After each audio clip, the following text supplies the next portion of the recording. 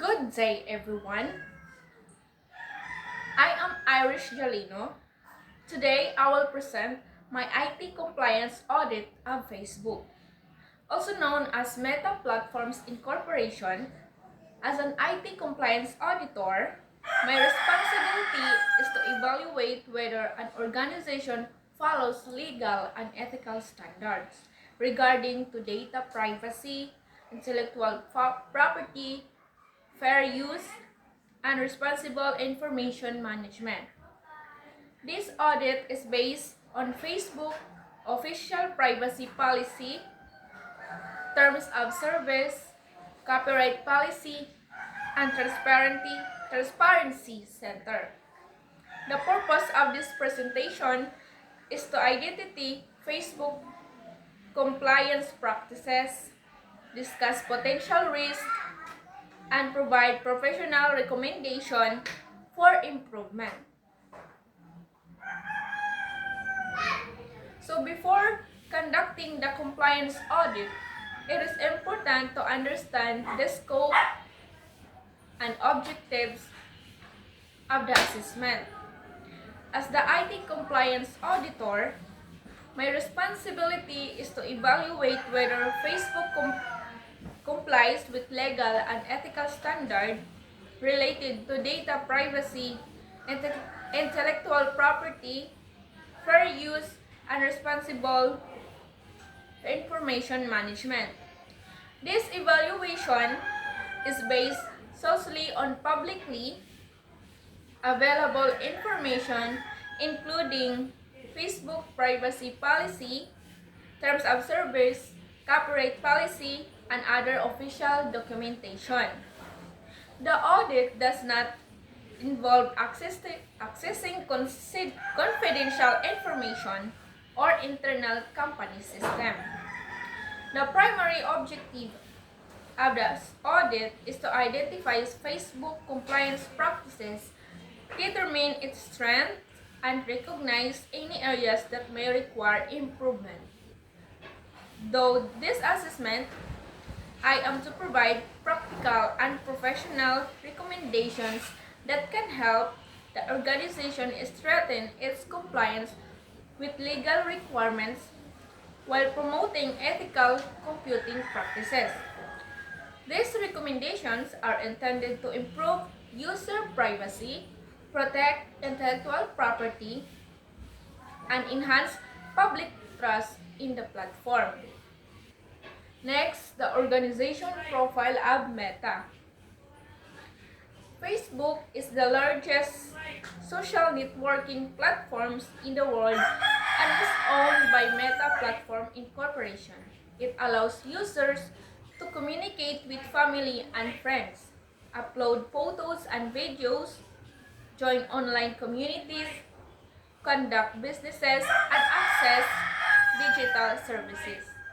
The platform serves billions of users globally, including students, professionals, businesses, organizations, and government agencies. Because Facebook stores and processes a massive amount of personal information every day, it has a significant responsibility to comply with laws related to data privacy and intellectual property protection.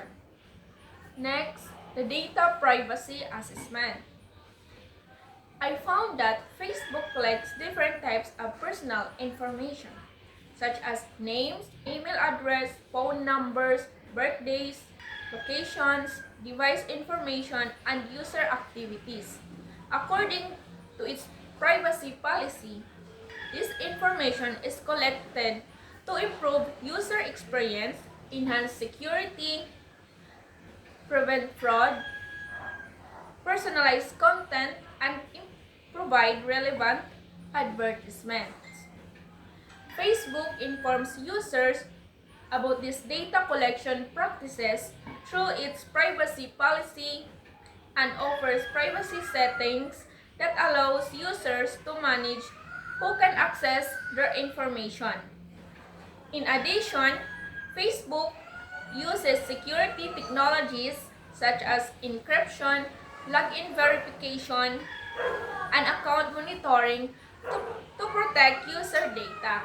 Although these measures demonstrate strong compliance with data principles, I observed that privacy settings can be confusing for some users, making it difficult for them to fully understand and control their personal information.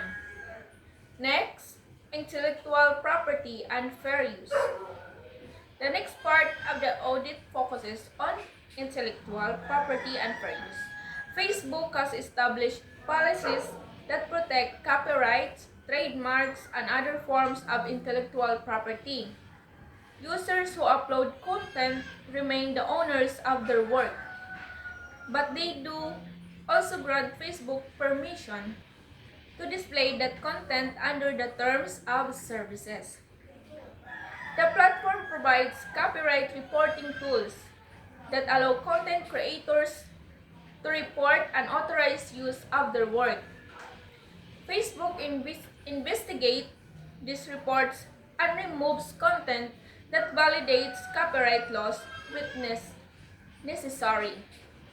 While these policies demonstrate compliance with intellectual property, I believe Facebook could further improve by educating them about fair use, since many people are still unaware of that content they are legally allowed to use or to share. Next, K-audit findings. Core strength, the identified risk, and strategic need.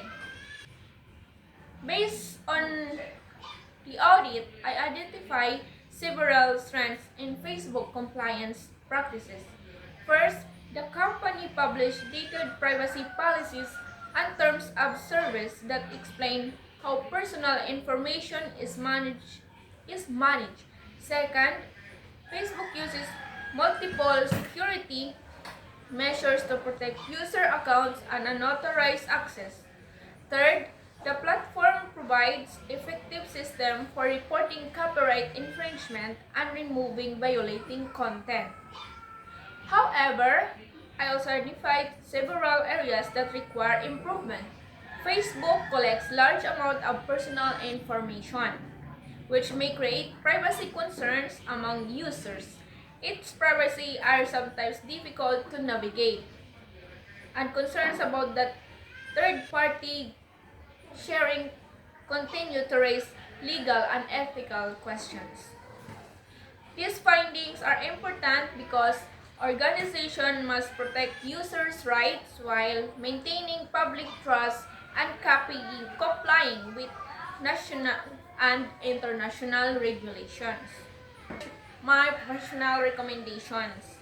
Based on findings of my audit, I recommend several actions to strengthen Facebook compliance. First, the company should simplify its privacy settings so users can more easily understand and control their personal information. Second, the stronger default privacy protections should be applied to newly created accounts. Third, Facebook should provide additional educational materials regarding copyright, intellectual property, and fair use to reduce accidental violations.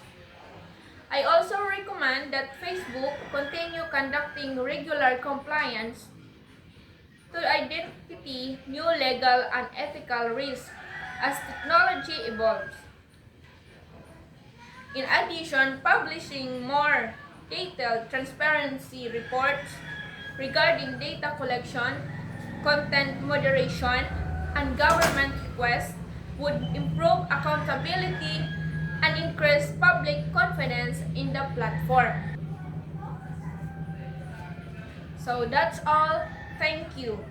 Thank you very much for your time and attention. I hope this presentation has provided a better understanding of the importance of IT compliance.